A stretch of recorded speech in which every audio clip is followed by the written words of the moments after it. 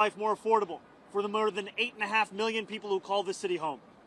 I have many disagreements with the president, and I believe that we should be relentless and pursue all avenues and all meetings that could make our city affordable for every single New Yorker. I intend to make it clear to President Trump that I will work with him on any agenda that benefits New Yorkers. If an agenda hurts New Yorkers, I will also be the first to say so. Thank you. All right, we'll start with Marcia right here.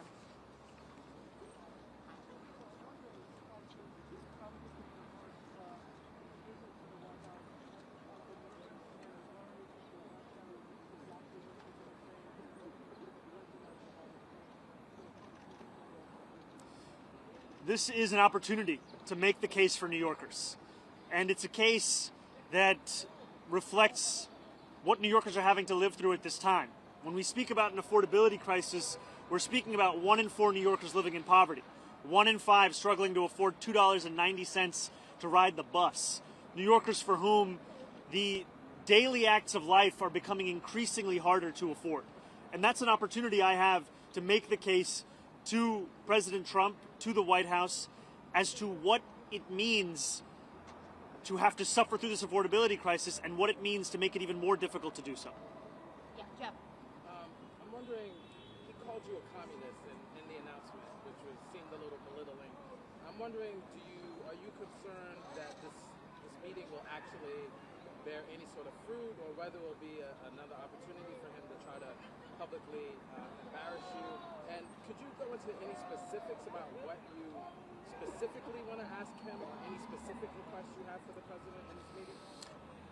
I'm not concerned about this meeting. I view this meeting as an opportunity for me to make my case. And I'll make that case to anyone, frankly, as we've been doing over the course of the campaign, and now as I will be the next mayor of this city. It behooves me to ensure that I leave no stone unturned in looking to make the city more affordable. And this is a meeting where I look forward to speaking about the affordability agenda, public safety, and economic security for each and every person that calls the city home. Yeah, let's go.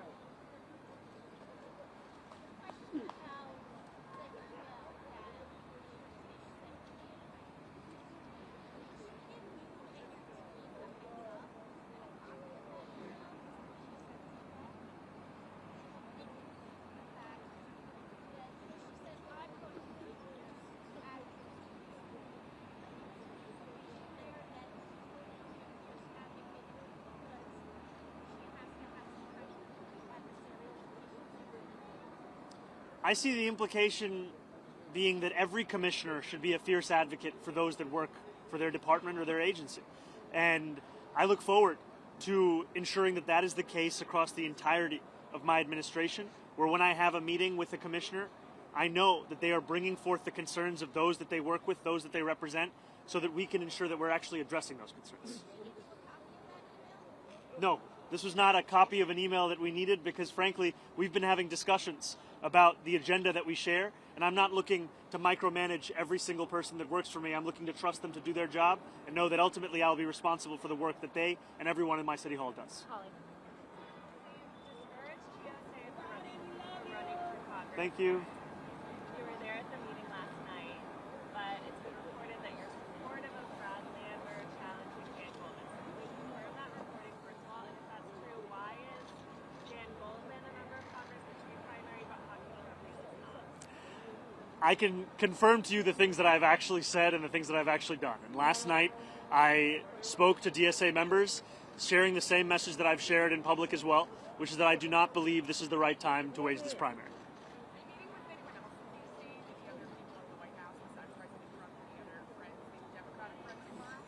Right now, my plans are to meet with the president and make the case. As soon as I have any more information, I'll share it.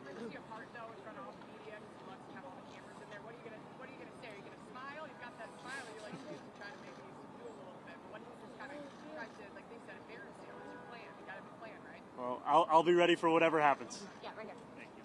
Mr. Mayor-elect, do you have any sense in advance of where you might find some common ground on... Sorry, would you mind saying that one more time? Sure. Do you have any sense in advance where you might find common ground with the president on the agenda and the case that you want to present? And where do you think you might have the most success with it? You know, last year, after the president won his second term, I went to two of the neighborhoods that saw the largest swings towards Republicans.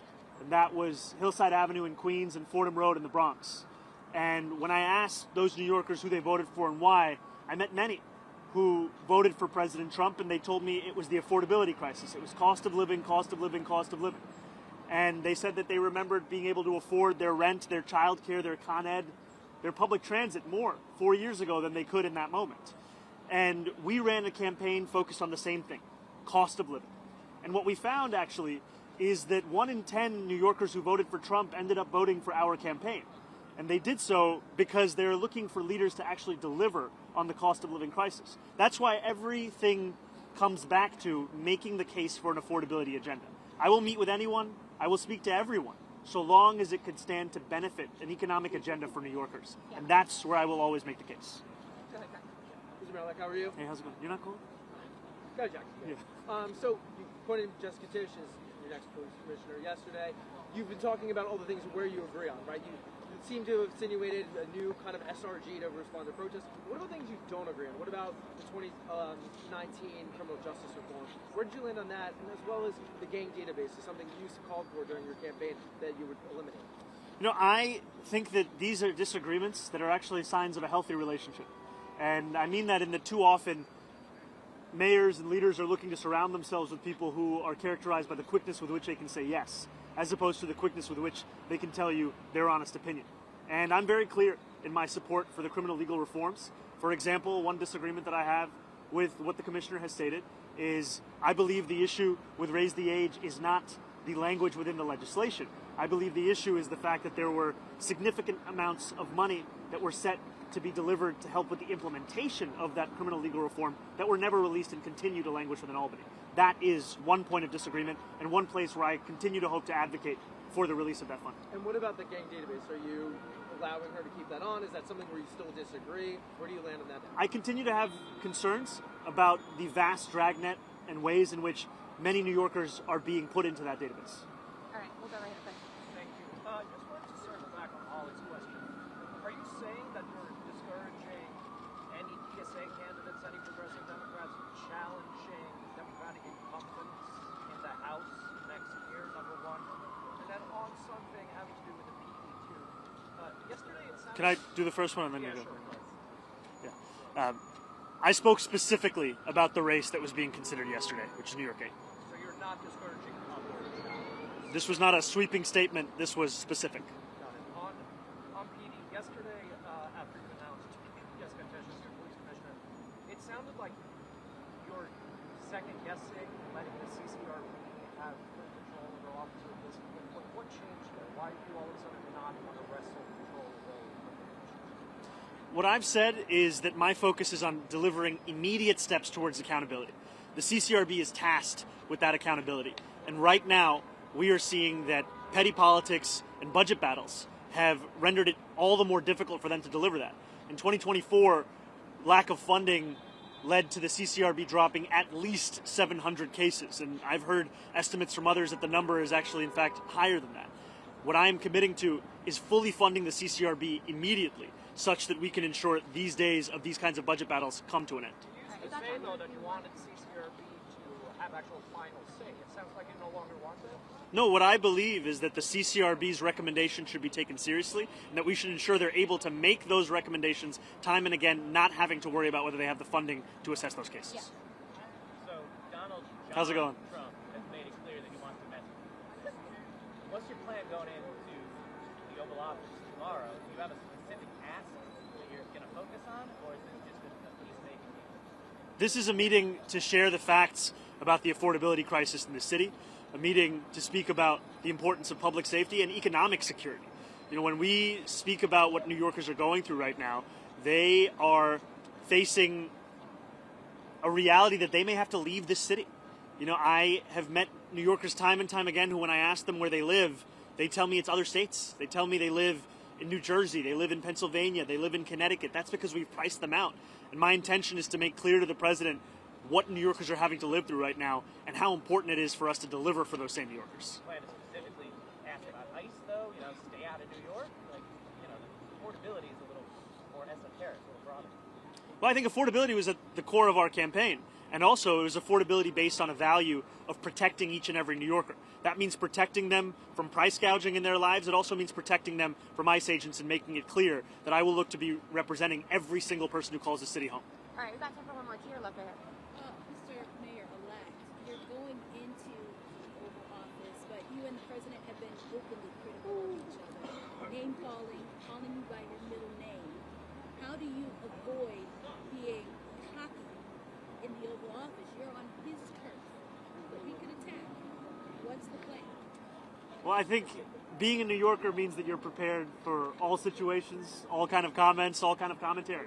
And at the end of it, the focus has to be, what's the case that you're making? Why are you there? And for me, it's not about myself.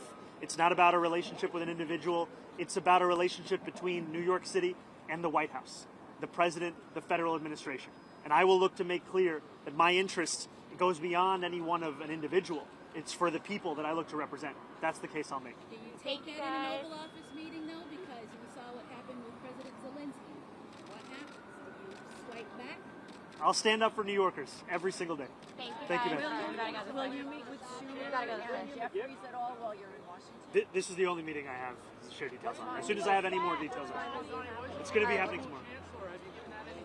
Not as yet, brother, but I'll let you know when we do. Thank you, Mamdani. Love you. Go for New York. Love you.